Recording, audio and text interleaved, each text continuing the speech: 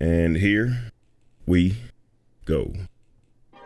Hey you, what's good, commanders? Today we got a special guest in the building, or on the bridge rather. If you have more than 100 million credits, you probably owe him 10% because chances are you've used his tutorials in the pursuit of getting rich in the galaxy. Everybody make some noise for Down to Earth Astronomy. Thanks for coming out, my friend, Mungatak. How are you? Doing great, thank you. Thanks for having me. Absolutely, man. What ship are we on here? Let's see. Let's take a look. It should be a Imperial cutter. It's my gold digger. I decided that since I've been spending so much time mining in the game that it would be a fitting activity for today. The famous rather, gold digger. Okay. It's a pretty bird right here. Mm-hmm. And see, you've made, from your tutorials, made a ton of cash with it. How much money are you sitting at now? I think I'm approaching 7 billion. I just passed 6.5 billion credits. You got a little bit of money to buy everything. Yeah, I don't really need it. I mean, mining is just like a pastime now. Okay, so it's more for fun than actually making credits. I was actually planning to go out and do core hunting because I do enjoy core hunting more than the more traditional mining as we're doing today. But there has been some bugs with the UI when you're multi-crew, and I didn't want to end up having a bugged UI in the middle of all this, so I decided to go with a more traditional mining instead, just to be on the safe side. Okay, gotcha. I've never even considered bringing a cutter out to these to mining. It's so big. Do you have it heavily engineered, or the thrusters anyway? Yeah. Everything is engineered. I mean, I even lightweighted the limpet controllers to get it as light as possible to make it as maneuverable and jump as far as possible. All right. So where exactly are we at now? We're one of the double painite hotspots, down the Huatis sector. Is that the name of it? Yeah, Huatis sector. So one of the double hotspots where we have two overlapping painite hotspots, which should mean we should have a very significant amount of painite spawning in the rocks in this area. Nice. Okay. Sounds supercalifragilistic. Yo, you've got a video called "Leaving the Bubble and I'm Not Coming Back." Yeah. Hashtag Thug Life. Hashtag F those feds and Imperials. I'm out of here. Yeah, that's on my alt account. That's heading out to Colonia.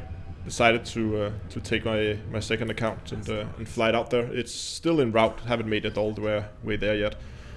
But I'm heading out there because, well, by now I've pretty much, I think, seen most and tried most of what the bubble has to offer. And whenever I'm making new ship builds, I mean, I know exactly where to go, I know exactly what to do, and where to get which materials. So it's become very routine, the life around the bubble. And that's why I thought, well, it could be fun to move a character out there and try to see if I can make a living for myself out in Colonia. Obviously, I would keep my main character here in the bubble because I still need it here for doing videos and covering all the stuff that happens in and around the bubble, but I still wanted a character I could move out and try to make a more permanent life out in Colonia once, or if I make it there. Okay, nice. So you decide to grab your knapsack, throw it across your back, go leave home and shake things up, challenge yourself, huh? Exactly, because I've been on purpose trying not to read out too much on what's going on in Colonia. I've done a little bit of preparation, but mostly it's just been pack my stuff and go and see what happens. Okay. And then take it as it comes. How long do you think you'll actually stay out there, and what have you been doing since you've been there? Or since you've been on your way? What I've been doing since I left? Yeah. First I took my first pit stop was in a system. I saw a post about it. I think it was on Reddit somewhere. A small planet with some very, very huge mountains compared to the planet's radius, meaning you could get some really, really amazing shots and amazing videos out there. So I took a pit stop there, and right now I'm halfway to Colonia, and I decided to do another pit stop in one of the nebulas on the way. I just reached that nebula and planning to spend a few days flying around that area and scan as many planets as I can. I've also been considering taking a trip up, going up north, going out of the galactic plane, and try to get a view of the galaxy from from as far from the plane as my ship will take me. Okay. So, are you? We're in open now. Are you always in open? Sometimes. I mean, whenever I do, normally when I do video stuff and live streams and that kind of stuff, I normally play either private groups or solo. Mainly because I don't want someone to come in the middle of a recording and ruining it, and I have to redo it. Because one thing is just actually reshooting, but the other part, of course, is if I have to reset something, if I have to get a ship back to a specific state, or if I have to find something again. So in order not to have to do too many retakes, I mean, I do enough retakes already. I try to always record in solo and private groups. But when I play on my own, I drop by open from time to time. Okay. Yeah, I know that would be a super pain if somebody came in and messed your video up. So I always play them in a private group. Okay. So since you're in open, like on your way to Colonia, and that's not very populated, have you seen any live people, any hollow squares out there? No. There's been absolutely empty pretty much ever since I left the bubble. There's been a few commanders of like my usual followers who joined up with me some points along the way, but other than that, I haven't seen anybody at all. It's been completely empty. But I have also been I've been taking a rather unusual route. I mean, I haven't gone in a straight line towards Colonia. The first pit stop was, I mean, I didn't really get any closer to Colonia. Like the first 10,000 light years or something. I just was flying parallel to Colonia. And that means I'm coming in from a rather weird angle. So the areas I'm in have not really been explored that much.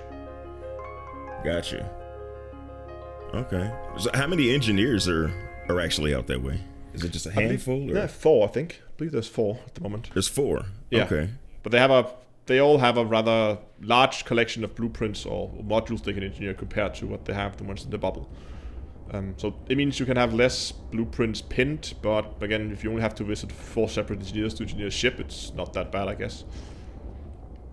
Okay, so those handful of engineers, they've got pretty much everything you need between them. They should cover most, yeah. I haven't actually checked if they have every single thing, but as far as I've seen, they have most of what you will need for the most common ships, at least. Gotcha. I was checking out your videos, and like I do a lot of montage editing. I'm always trying to chop down time and distort time. And you're pretty much a continuity editor, and I love how you can do a whole tutorial in a single take, man. That is amazing. It's been years since I've done single takes. Oh, has it? Yeah. It's been years. Okay, you just make it look good in single. It might look like they've done it in a single take, but no. It's been a long time since I've done that.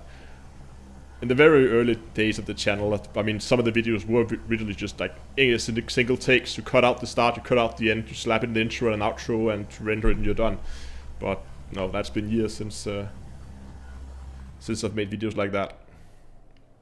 Okay, yeah, I was checking it out. A lot of those older ones, and that was amazing to me, man. Because not everybody can do that, but you've been doing it since basically you started, haven't you? When you first started, you did those single takes, right?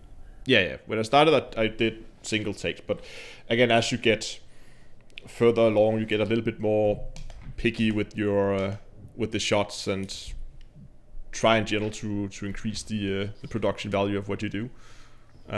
But I still don't script my videos. I try to keep them as natural as possible. Still trying to get that feeling that it's someone actually sitting and talking to you, rather than this being like a scripted textbook that you're just reading out aloud from. To give it a little bit more personal vibe, which is the same reason why I'm also using face cams, which is something that's often very uncommon on tutorial videos. Again, try and give it a more personal feel than if it was just a voice over some video. Gotcha. So did you have prior experience under your belt that was useful for YouTube? No? Okay. Not at all. Maybe any public speaking experience? The closest thing I have is I have had a 1 or 2 day course in public speaking from work, but that's about it. So nothing really to speak of at all. So you just had a quick clinic. You're just a natural, huh? I don't know. I mean, I've always liked teaching. You know, like in university, I would tutor the new students and stuff like that. But never had any like formal education in the area at all. It's just Okay, you do a great job, man. Thank you. I was watching your first Elite Dangerous video. It's 4 years ago. You got the old school. You got the old school mic that makes you sound like you're transmitting from the International Space Station. Yeah, like standard boom mic on a headset. Yeah. Yeah, and you're going through the tutorial, giving your impressions of the game, and you decided to skip to the launch tutorial, and you start to take off. Except I don't think you were used to having the vertical thrusters. Nope. Or maybe you hadn't mapped them. Because you took off like a modern space rocket where you pointed the main thruster toward the landing pad surface and kind of went uphill toward the mail slot. And I'm dying laughing because it reminded me of how goofy that I know I looked when I first started. And I'm just in nostalgia mode. And the laughing calms down just in time to see you get fined as you're crawling through the mail slot at like 30 meters a second. I just lost it all over again. It was great though, because you were figuring it out as you were going, which I bet was cool for some of the new commanders at the time who were watching. And if you made a mistake, you just show it. Yeah, we've all been there. I mean, everybody has to start somewhere, and that was pretty much where the whole thing started. Just decided to. I mean, I've always been a huge fan of space games, and when I started the channel, I had a lot of extra spare time on my hands, and that was why I decided to begin making videos just as a pastime. And well, I enjoyed it so much that I just never stopped. Okay. That kind of set the tone for your channel of just going live, going in. If something happens, you brush it aside and keep going. I look good after a lot of heavy editing, but you get her done, even if it's not a single take. I don't think it's a lot of takes, a lot of cuts in your videos. No, it's always a balancing act, right? I mean, I could, like, one of the things I've always tried to do all the time when I do videos, like pretty much from when I started, was I always have that mentality that it only has to be good enough, because you could sit and you could like do retakes after retakes to get the narration just perfect and get all the and all that stuff out of it, and you would also try to remove that in post when you're editing, but it's going to take a lot of time, and I just decided that I wanted to try keep a natural flow. So I said to myself that I want to upload at least 2 videos a week that revolves around some kind of gaming, and then I would just spend the amount of time I have available. And that means in the beginning, well, most of the videos, they would just be one takes, because that was the amount of time I mean, it took that much time just to do a one take and edit it and just slap an intro and an outro on it.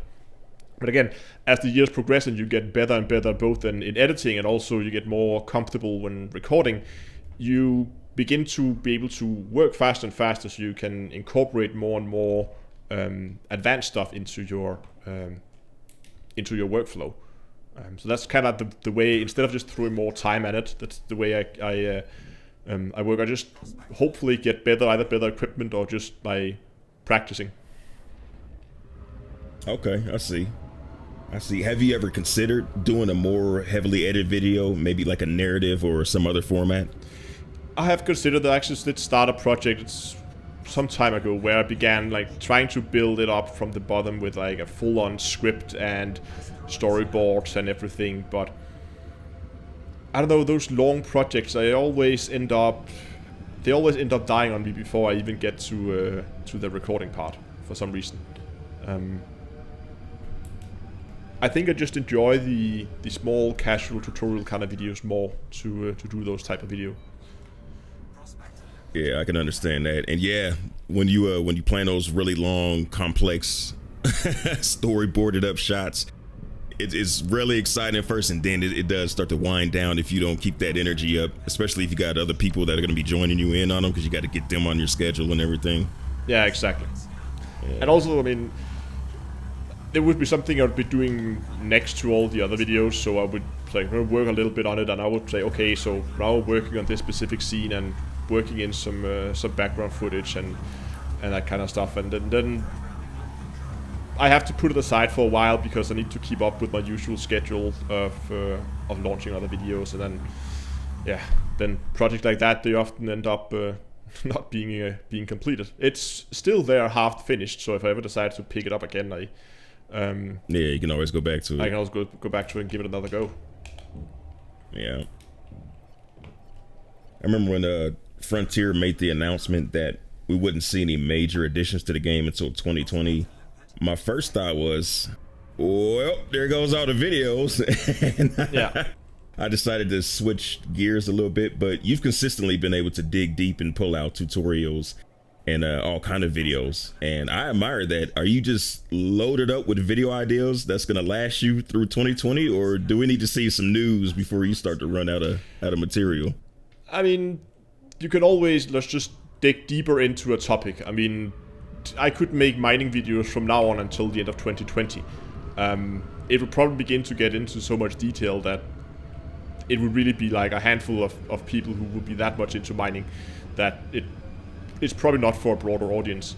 But I do keep like a file. I always have a text file where I just, whenever I get an idea, whether it's a good idea or not, I just write it down, and then I move them around and say, okay, these are the like high priority ones I want to work on right now. And well, sometimes you have an idea for a video and then you start recording and you think, hey, it's a good idea, it could be a good video, and it just doesn't feel right when you begin recording, or you just can't figure out how to do it right, and then you move on to something else. I mean, there's a lot of videos that never makes it out to like a finished product, where you just start something. Yeah, I know exactly what you mean. That's happened to me recently. I had I can't remember what the video was, and then I was like, no, this is I can't do it. It's not right. So I just pulled a video out of the air, made it up from scratch, and released it. I think it did a lot better than the original idea would have. Yeah, but I keep a text file where I have a good list of ideas, and I mean, it's gonna be at least a few months before that thing runs out, and that's pretty normal that I have a few months worth of idea in that file, and whenever I get something, I put it in there, and then I have a look at it from time to time and figure out where I'm gonna work over the next coming weeks. Okay, well, that's great, man. You got stuff under the belt. No, we haven't heard anything about Raxxla in a super long time. Well, super long time by internet standards. You think folks have just given up on it? So Raxxla is a funny thing, because I've always... It's one of those things, I think, if you really want to do it, you need to just really sink your teeth into it and spend a lot of time doing it. Whether it's actually the game, I'm not really sure anymore. I mean, there was that whole leak a while back now. Not just Elite, but pretty much all of Frontier's games. That has been... I mean, the information has been solid so far. I mean, they predicted even some new games would be announced, and even some updates to existing games have been has been right as well. So far that information seems to be solid. And there was a footnote in that leak saying, oh, by the way, Raxxla doesn't exist, or something along those lines. I can't remember the exact wording, but that was the gist of it. Raxxla does or does not? Does not. Does not. Oh, wow. Yeah. I don't remember hearing that one. That's crazy. So, I don't know. At this point, I'm not even sure if it's actually there. But again, it also seems weird to me why would Braden then tell what's his name, Drew Waker, that that it is in the game and they know where it is. I mean, if it's not. Yeah. It seems like a weird thing. Yeah, agree. But I mean, it comes up now and then. We get this, like, the usual comment of someone posting. I think I actually had one even today, where someone posted and said, "Oh, I found Raxxla, but I'm not going to tell anyone where it is. Ha ha ha! You have to find it for yourself." Like, yeah, okay. Yeah, there's always going to be some of that. Those guys. Nice try. Oh man. I mean, so we're out here mining. The Void Opal and Double Paynite economy is kind of moving us to the point of having more money than things to spend it on. You have any thoughts on that? Yeah, people are definitely stockpiling money really, really fast at the moment, and even newer players can easily stock up a few hundred millions in like not a whole lot of time. But I hope that they're gonna add some money sinks into the game here in the 2020 update, or maybe even with fleet carriers. I mean, they might be a huge money sink in the game where we're gonna see billions and billions of credits just disappear out of the game. And I think that's needed to balance the game out so that people actually feel like money or credits has a value in the game. I mean, I've been saying for years that credits in Elite has no value because they are often so easy to get that that's not what's holding you back. And to be honest, if you buy a ship and you have it completely unengineered, well, you're not even halfway to the ship's full potential. So in my mind, the real value in Elite, the real currency, that is engineering materials and data. That's true. So that's the difficult stuff to get, and that's the one you always run out of. That's the stuff you really need, and that's where it feels like you have to put in some work to actually get a hold of that. So I don't really see credits as being the main currency in Elite. To me, that's engineering materials. Credits is just a enabler that allows you to get the ships that you want. But if you want to actually make them like useful, you have to get the engineering materials. Got to get those mats. Got to unlock those engineers. Exactly. Okay. Well, let's talk 2020, man. In a perfect galaxy, what would you like to see come down the pipeline? So with the introduction of fleet carriers, was it later at the end of this year, I think? Just in a few months, actually. Getting pretty close now. I would like to see space lakes, and again, it was in that leak, so I think it's I wouldn't call it certain, but it's pretty likely that we're gonna see space lakes now. There are many different ways they could do space lakes. They could be full on, like walking on planets, walking inside your ships with like full modeled interiors, walking inside stations, walking inside the fleet carriers, EVA out in spacesuits. All these different things could be ways they could implement it, and I don't think it's gonna be all of them right at launch, but I hope it's gonna be at least a few of them that we're gonna see at launch. I'm pretty sure we're at least gonna see some significant increase in activity on landable planets. I don't know if you remember, but a few months back there was, I think maybe it's actually still up. There was a job offer up on Frontier's homepage where they were looking for someone to write a AI to drive vehicles around rocket planet surfaces. That's right, I do remember that. So that indicates that there's going to be some increased activity with NPC SRVs. Maybe even more SRVs, I hope. Something that seemed like an obvious move, but just never happened for some reason. Yeah, I know in the folders, when they do the is it called the beta? When they have when they had like Beyond before it was available to everybody. Okay, so for the beta, they had the folders available, and some of them were old folders, and they had SRV Mark II and some other things that haven't made it into the game yet. Like, were you aware of that? No, I actually didn't know. Oh, okay. Yeah, they had SRV Mark II and a couple other things that people thought were going to be in the game, but just never happened to make it. But it seems like an obvious choice. You start with one vehicle and then you expand with more that can have like different roles. I mean, there are many different versions of the SRV that I could see useful. Something that maybe has no weapons but is faster or have more cargo hold, so it's easier to haul stuff around. And I hope that's something we're going to see in 2020, especially since they're now making new AIs. It would be silly if they all just drove around in the same vehicle, and that was all they did. It'd be nice to have a multiplayer or multi-crew SRVs, but they'd have to have some gameplay to go along with that. Maybe some ground assaults or like ground CZs or something like that. Ground conflict zones. Make the base attacks, I mean, a little bit more interesting. I mean, if they upped the reward for doing base attacks on some of the larger bases and then added a upscale version of the ESRV where you could have one person driving and one person controlling the turret, like a small tank. I mean, you have yourself a fun little minigame, I think. And especially if Absolutely. the rewards is good. Some good engineering materials would be nice.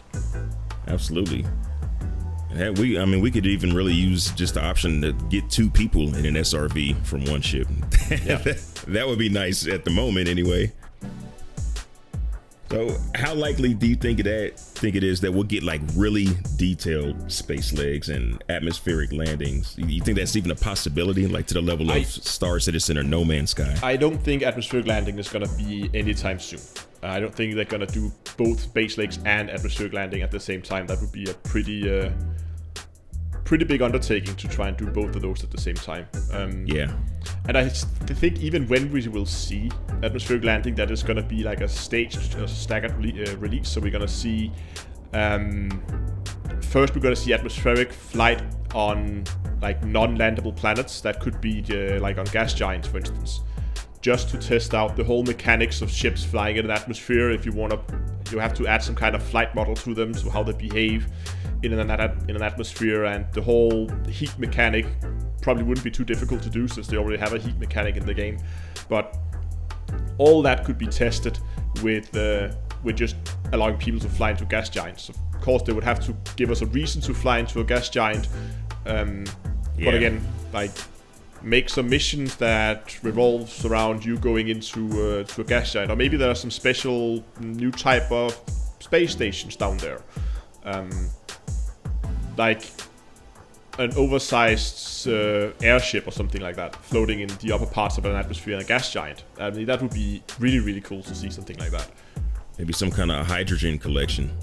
Yeah, I mean, yeah. All kind of ways they could go with that. Floating mining outpost or something like that. Yeah, that'll be super cool. I don't know, man. They've had 3 years. They've been working on it at least 3 years. You don't think they could possibly get both of them out, at least kind of close to each other?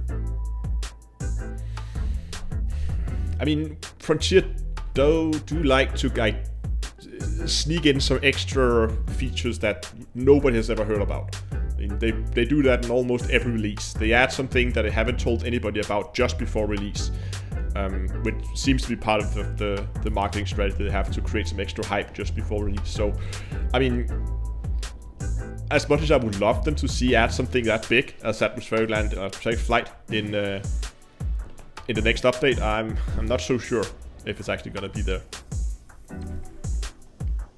I think I would be happy at least if we got a good version of space lakes on at the very least on planet surfaces, and hopefully inside either ships, fleet carriers, or stations.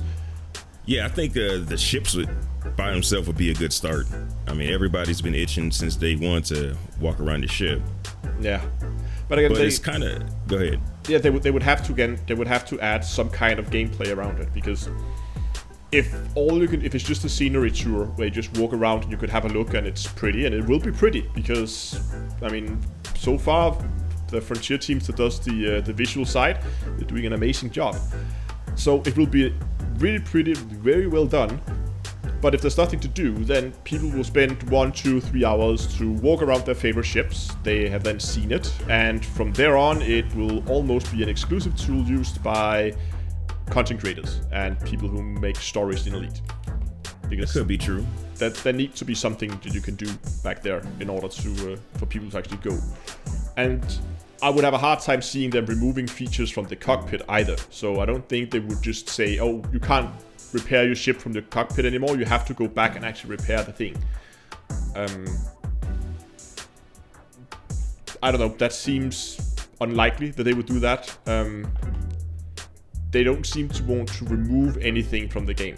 I mean, you can see, well, even after they did a complete revamp of mining, they still kept the normal mining lasers and the normal mining in the game, just in case someone enjoyed that more than the other type of mining. I don't know, man. What I always think about is, say they do release space legs inside the ship, they keep making changes to the internals of the ship. Like, we just got the 2 additional optional slots. Mm-hmm. And the ships have just evolved, at least the text part of it anyway, where you can insert this many things, but they're never physically represented. Yeah, you can't go up and look at that module. Yeah, you can't do that. And so I wonder how they're going to get around that, and how are we going to get 20 something passengers that a vulture is supposed to be able to hold. I think that's a tough thing to get around, and maybe that's why they needed 3 years to get to it, but that's kind of the things that gives me pause about space legs. Yeah, I don't know. I mean, it seems to me that if you would look at it from a lore perspective, that most of the modules in Elite are very modular. I mean, yeah. So I mean, a Class 8 slot can hold everything from a cargo hold to a shield generator to pretty much anything you want it to. So in my mind, I always imagine modules on the ships being almost like various sized shipping containers that you just like plug in and unplug as you need. And if that's the way it's built, the ships are built, then you would, I guess, have like an area where those were stored, and there would probably be some kind of access hatch to it. And all you could do if you wanted to have a first version of it was just have that door with the text above it saying what module was located there. And maybe you wouldn't be able to actually go in there, maybe only go into a certain selection of modules. Like maybe you would be able to go into your passenger cabins or your SRV hangar and let's say your cargo hold. And those were the 3 types of modules where you could actually walk in and like see the module from the inside. But something like an FSD interdictor or a Guardian FSD booster, you wouldn't be able to go in and actually see that yet. They would be something that maybe they would add down the line. Okay, yeah, I can see that. That approach sounds like it works. So I mean, it's kind of disappointing if you don't get to see everything, but yeah, that's one way to get it done. It would be a place to start, but if you just made a corridor with all the doors for the different modules, and then allow people to go in a certain number of modules to start with, and then expand upon it later, as things goes. Absolutely. But at some point, I want to be able to walk into the cabin, passenger cabin, and see what they're doing with those 20 tons of clothing or narcotics that they made you stop and get. Yeah. Those 10 guys who need 20 metric tons of alcohol. Yeah, man. Hey, man, how about our player economy, man? You think that's something that you'd like to see or that they would ever do? You're thinking player-to-player trade? Player-driven economy where we trade with each other. Yeah, so I think it's a very conscious decision by Frontier not to include it. And I think the reason why they've done it is they didn't want third parties selling items in Elite for real money. They didn't want Elite to become a place where you would have people farming it, often people from Asia, it seems, farming the game like hell and then selling credits or items for real money. I think that's why they haven't included it, because they didn't want that to happen. Now, with the introduction of squadrons, there is a way around it. I mean, you could allow trade for people within a squadron, and then have some kind of cooldown period. Say you can't join us, you have to have been in a squadron for a certain number of time in order to use this trade functionality. That would make it very difficult to make any kind of third-party site sell anything, because you have to have people in, they have to wait 24 hours, and then they could get their items. And I don't think there's a lot of players who would hand over hard cash to some sketchy third-party tool only to have to wait 24 hours before they could actually get the goods. So that could be a way around it to avoid that happening. But I think like full-on open market, I don't think we're going to see that happening. And if that happens, then I think we're going to see Frontier being a lot harder than they have been so far when it comes to high amounts of money making. Okay. See, a lot of that is I'm inexperienced in a lot of that stuff, just coming from the consoles to this within the last couple years, and I can't really see. I know there will be some kind of shady practices, but I can't see the downside of. I can't see why you would want to prevent a player economy just because it can get monetized on the back end by some third party. No, I'm not saying that I necessarily agree with the decision. I just think that's why they've done it. That's why they're okay. I would love to see an economy. I mean, a lot closer to what they have in a game like EVE Online. I mean, I played that game for 7 years and I enjoyed the player economy. Of course, that being the extreme. I mean, CCP, the creators of EVE Online, they allow anything, even from in-game scamming. So they have a very loose policy on the player economy, but they really just opened it up to players to do with it whatever they want, and it's made the economy so realistic that there actually been people like doing scientific studies on what happens in Elite. Wow. In EVE Online with the economy when things change, and then try to compare it to what happens in real life, and it's pretty accurate. Wow. That's a deep economy. It is, because there is nothing on the market that is seeded by a computer. Everything is built and generated by players, and sold by players. So you can't buy anything and then the money just disappears into some computer. It always goes from one player to another. See, I like that. I really like that as well. And I'm not sure if something like that would work in Elite. They could go for a lighter version of it, where they could... Maybe you would have to actually meet physically in space to do a trade. But like a simple trade system where if you were within, let's say, 500 meters of each other, then you can open up a trade and you can move modules, or cargo and credits across the two ships in a trade. That would be the easy way to do it. What is that? You said scamming. They allow scamming. Like what type of scamming? They allow stuff like if, let's say, you put up a contract and you put the title something very expensive, and then you have people need to pay of course a price that seems good for the item, but it's not unlikely. It's a good deal, right? And then they have what you actually have listed in the contract is something which name is just very similar to, or that they somehow have made look like that item. That could be like they've said it's a very expensive. It could be like, let's say you're selling an anaconda and say, hey, I want to sell my anaconda for 50 million. And you think, hey, yeah, that's a good deal. And you look and it says, oh, okay, it says anaconda. Then you buy it, and what you figure out later was it was just an eagle that was named anaconda, and you didn't see that it was the ship name, not the ship type. And you just paid 50 million for an eagle.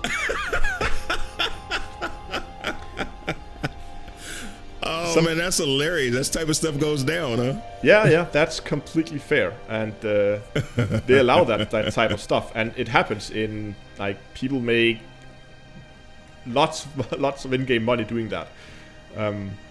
So if you're ever in EVE Online, you go to any of the larger trade hubs and just look in local chat, and pretty much I promise you every single item sold in local chat is a scam.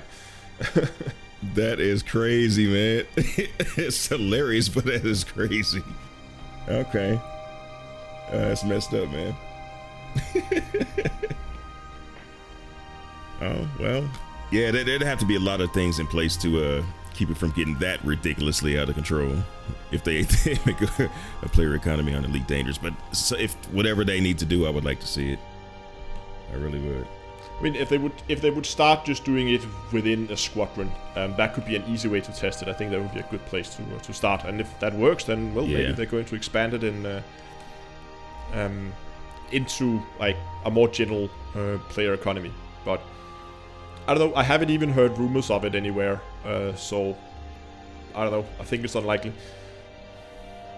It could be. You might be right, but it's always fun to speculate.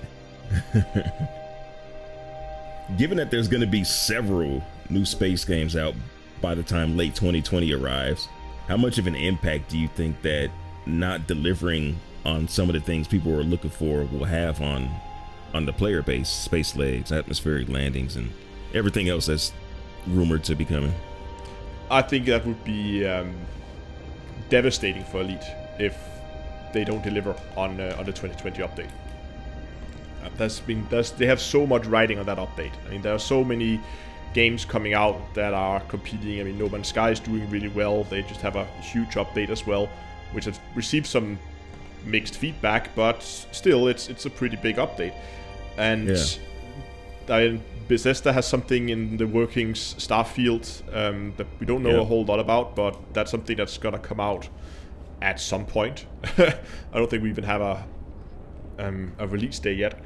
No. Or even something that resembles not even a year. I'm not even sure if they have said anything about that. But there are many games coming out that is a competitor to Elite Dangerous, like in the space sim genre. So I think a lot of people are really hoping for that update, and I think that's also why Frontier has decided to take this long break from doing major releases to give themselves some time to really deliver a huge update that has a lot of the stuff that they just wouldn't have time to implement if you're just doing small incremental updates all the time. True. But I think it's pretty clear that Frontier has far from abandoned Elite. I mean, they spent the last half year now, and they're going to spend at least another half year improving the new player experience, and they wouldn't do that if they're not expecting a huge influx of new players. So I'm pretty sure that Frontier's working on that, getting the new player experience as good as they can, because they're counting on a huge influx of players when the 2020 update hits. I think they're far from abandoned the game yet. We just have to wait out this rather long, dull period until the big release comes out. Yeah, long is right. When they say 2020, it's like, oh my goodness, man, they're gonna wait that long? That gives everybody a chance to get their wares out there and make them good in the process. Hopefully Elite has their game up, their boxing gloves ready to slap on and hit them hard around that time. But again, I think it's gonna be a release at the very least on the size of Horizons when that came out, and we got a lot with Horizons. And I hope what they have also done, that they will not only have planned one big release, but that they will still have maybe stuff ready for the coming year, so 2020 and maybe at least the first half of 2021, where they would have stuff planned for what they want to release. Because I think if you just dump a huge update and then do nothing for another year, well then all the players you gained, most of them will be gone, and all that's left is once again the core player base. So you need to keep the wheels turning. Yeah, absolutely. Are you a lifetime subscriber? No, I don't have a lifetime subscription pass, but I'll buy the update multiple times when it comes out. So and I've asked them too in my videos to talk about it in the comments section, but I've always wondered about how lifetime subscribers feel, because they haven't gotten a ton of stuff that everybody else didn't get. They haven't got a ton of free stuff for their lifetime subscriber pass. Yeah, even right now, if anybody's listening, I would like to get some, how you feeling about that? Have you got your money's worth? I know a lot of you said you have, but I wonder, is there any difference in the answers right now at this point? I think I kind of, but if I had bought the lifetime pass, I would probably think that have I got my money worth for the money I paid? Yeah, sure. No doubt about it. I mean, the number of hours I spent in this game would have been worth it. But I could just have bought a normal season pass and I would still have gained the same. So I personally don't think if I had a lifetime subscription pass that I would have gotten the value out of the extra money you paid. But I think when you get the next update, then it would probably have been worth it. Okay. Here's a question for you for my own selfish benefit, but maybe somebody else can relate. You went from the X52 HOTAS to the X56 Rhinos. Mm-hmm. How was it awkward losing the button with the flip cover and the secondary thumb fire? So I never really used the secondary thumb fire. Really? No, I never really find a good way to implement it into the game, because I mean, you could set it to secondary trigger if you wanted to, but what if I wanted to fire my secondary trigger and not my primary trigger? It was hard for you to grip it that way without firing your No, but I could just do the halfway and the full trigger. That's not a big deal. But let's say in a situation like this where I'm mining, I have my main trigger is firing my mining lasers and my secondary trigger is firing my prospectors. So if I wanted to fire off my prospectors without necessarily firing off my lasers, I wouldn't be able to do that if I use the trigger. So I always use the pinky switch for secondary fire. And when it comes to I meant... Yeah, go. My bad, I didn't mean to cut you off, but what I meant is not the secondary, like, full click, is the one that's on the thumb right next to the hat. Right next to the bottom hat on the X-52s. Oh, yeah, that button. Yeah, I missed that. Yeah, that was a good button. Like, why'd y'all take it away? That's my secondary fire. So I'm having trouble thinking about moving to X-56. Yeah, that was actually, that button was the reason why I switched away from the X-52, because that was the button that was broken. Oh, okay. That thing has been pushed so many times that it wouldn't react anymore. And so I figured I better get a new one, and that's what I said. Yeah, then I got the updated version of it. I don't really miss the flip trigger. I mean, it was a nice gimmick, but I mean, the X-56 still has a button, one single button on the main part of the joystick, which I'm now using as for deploying and retracting weapons. Okay. Well, man, the biggest question I got on the HOTAS is, so on the throttle, the what is it? It's labeled as I think, but I use it as a boost, and it's like exactly where my thumb would rest anyway. They move that to like underneath the throttle. You know what I'm talking about? Yeah. The E button is called E now, I believe, on the X-56. Okay. Is that high? It looks like impossible to use, man. How do you use that thing? Is it hard? Is it awkward? No, that's okay. The boost button is okay. The main problem I have with that area of the joystick is that it's so cramped. So in a small area that can just be covered by your thumb, they managed to cram in one button, two four-way hatches, and an analog stick.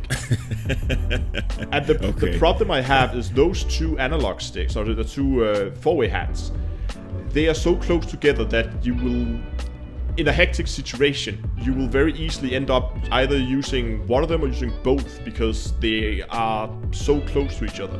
So I really rarely use those. I use them for like a few things, like opening and closing FSS scanners. I put on one of those because they were open and wasn't used when we needed more buttons. But I don't think the boost is that awkward.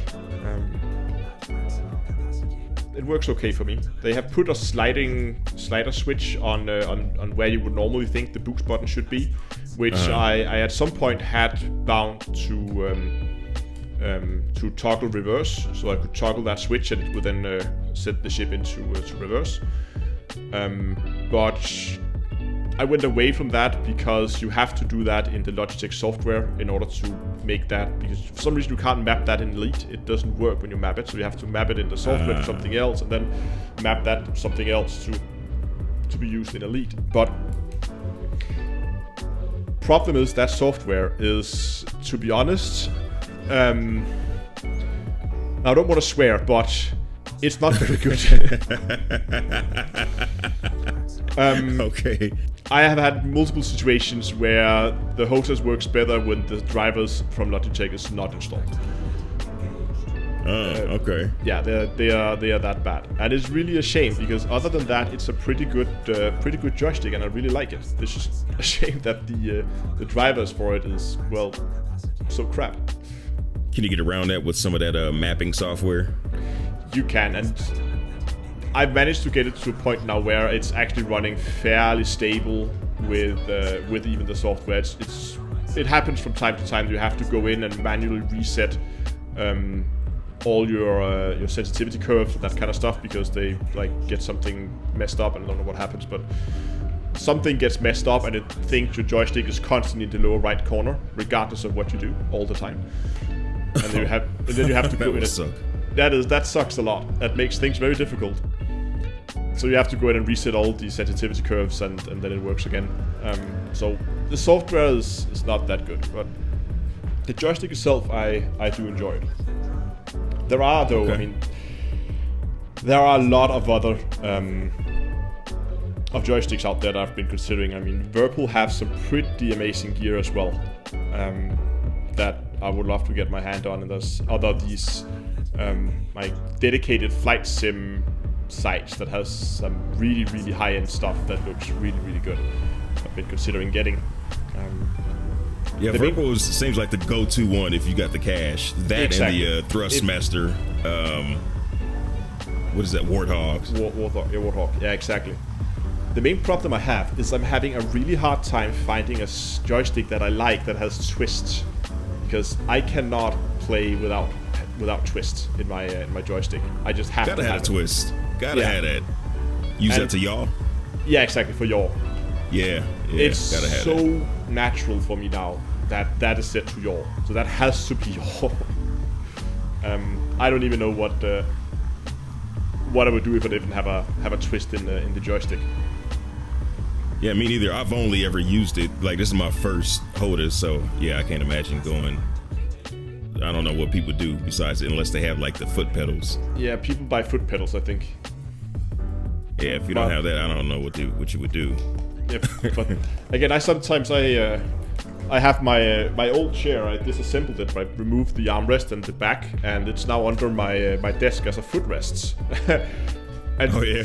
and it doesn't really work very well getting your feet up with if you can't yaw, because you have to keep your feet on the ground. No, so I need a joystick with yaw, and there are a few around. I actually think Whirlpool has one, but then there's the issue of, like, I still also want a pinky trigger on the joystick as well for secondary fire, and like, there's just a few, like, if I could get a good joystick that both have a pinky trigger, a main trigger, and yaw, and still have plenty of hats and switches everywhere else, then I think it would be good. But X56 has all that, though, right? yes, it has. It has all the things. That's why I'm stuck with it so far.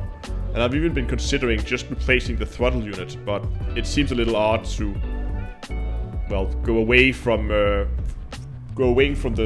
throttle and then just keep the stick, and then, I don't know. I mean, the stick is still the main input device for me, at least. It's one that I think it gets the... If you change the feel of the stick, I think that's the most important part when it comes to the feel of actually flying your ships, in terms of, like, how the stick feels. I mean, the throttle, sure. I mean, when you get the X56 right out of the box, that thing is heavy as hell to move. Really?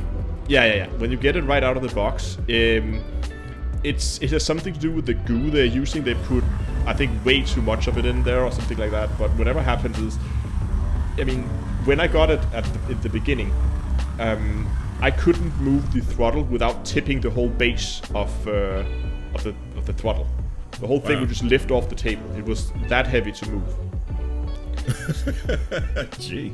So in the beginning, before PlayStation, I will always sit and, like, physically hold down the base unit, that you sit and move the throttle back and forth a few times to kind of get that goo they put it there warmed up a little bit, so you could actually move it. So it's chock full of glue, huh? Yeah. Basically. But again, now mine has a few... What? I've had that for almost 2 years now, I think. I can't remember. So now it feels like it's nice and smooth, and the resistance is easy to use. So it's definitely improved over the years, but you have to use it for a few months before it gets gets useful without having to break warm in up. period.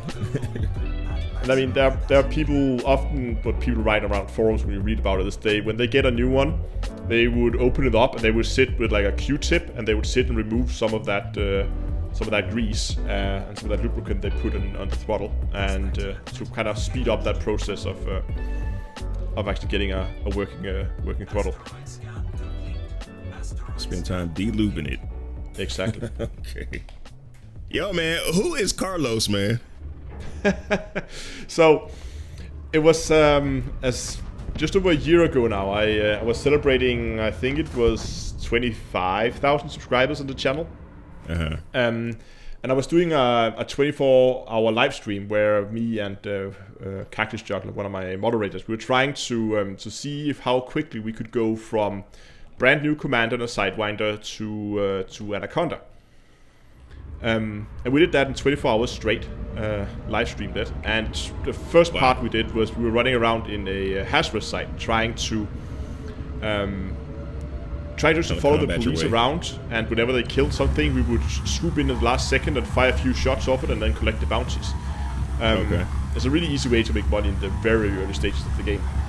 And there was this Viper flying around, NPC Viper, and the NPC inside was called Carlos. He was wounded, and we had our eyes for him for about like 20 minutes. And he was just casually like strolling around that belt, flying by all the police anacondas, didn't give a shit. And we're just sitting here watching that guy just flying, and it became a meme in the chat, and that's just been a fun thing ever since. That people have to remember Carlos. Okay, so if you guys are listening, go to Down Earth Astronomy's community tab, and he's got a picture there. See how many times you can find Carlos in the picture. I didn't know what it was, so I'm like, I guess I got to skip this one, but now I know. I'm about to go back and check it out. That should be at least. What's that? There should be at least a few Vipers in there. Okay. Hey, hit me with two of your favorite films. Oh, okay. So, A Space Odyssey, 2001. Classic. Very, very good. I'm a huge fan of Kubrick. That's definitely on my, I think, one of my all-time favorite movies. Other than that, it's something as silly as a Norwegian stop-motion puppet movie made for kids. It's one of those things where, you know, you watch it as a kid and it was just like the best thing back then.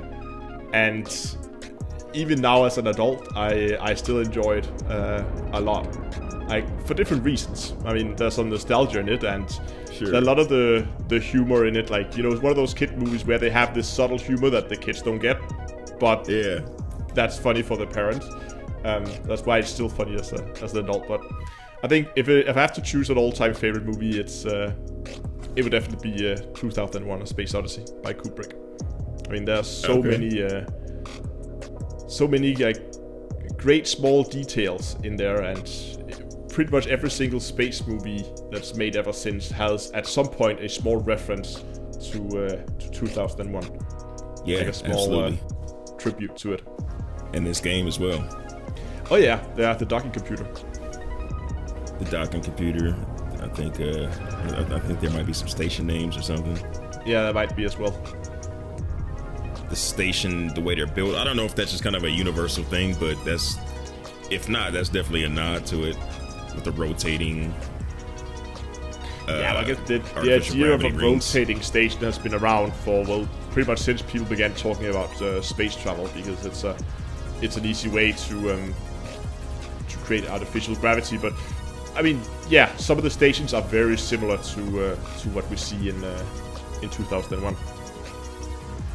Did you read any of the other books, from that 2001 Space Odyssey book series? No, I never read them.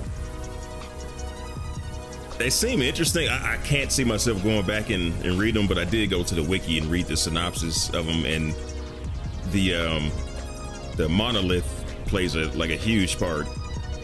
I didn't get it when I first seen the movie, but that's like the main thing that survives throughout all the books are the ideas of the monoliths and what they are. Yeah, they seem to. I mean, I've always seen the monolith as some kind of like symbol of progression, because at least when you watch it in the movie, whenever the monolith shows up, the race that finds it, they suddenly progress very quickly in like advances in technology. Yeah, they're basically computers. They're monitoring different races. They're monitoring obviously Earth's development. And they're built from an advanced race. And then the people from the first movie, the person, the pilot, the astronaut, and Hal, they go into a monolith, kind of become a monolith. It gets really weird. It's really weird. How much money do you think you've made so far since the video started? I'm approaching about 300 tons of painite. So if my calculus is just, that would be around 220 something million, I think. Okay, so you made quite a bit, man. So that means you can buy lunch. Exactly. I'll buy lunch at the station when we get back. All right, sounds like a plan, man. Yo, thanks again for having me aboard. You really are a down-to-earth guy, and I'm looking forward to more of your videos to help us get dirty, filthy, crazy rich. Tell everybody what you have upcoming on your channel. I just started a program or a project in Kerbal Space Program, trying to rebuild the USS Enterprise. But in the more immediate future, next week I'm heading out to Gamescom, so there will be some coverage of that. Planning to get my camera along and see if I can't shoot some videos out there. It's gonna be new. I mean, I never really tried to cover a large convention like that, so it'll be first time trying that. So been trying to prepare as much as I can, but looking forward to that. Sounds swell, my dude. All right, well, that's all the time we got. We're gonna go get some lunch. Till the next time, I'm DigThat, and you are Down to Earth Astronomy. And we will see you on the next one. Goodbye. Fly dirty. If you didn't know by now, real recognize real, and these pilots looking quite familiar. Big 7-up salute and thanks to all the DigThat fam keeping the lights on at this channel. You are very much appreciated. Special shout out to Commander Blackout, to Diedrichs, to the Mother, to Buster Boy, to Anthony Jackson, to Guillotine Girl, and to SM. Thank you fine patrons of the DigThat Arts and also members of the DigThat fam. We out of here.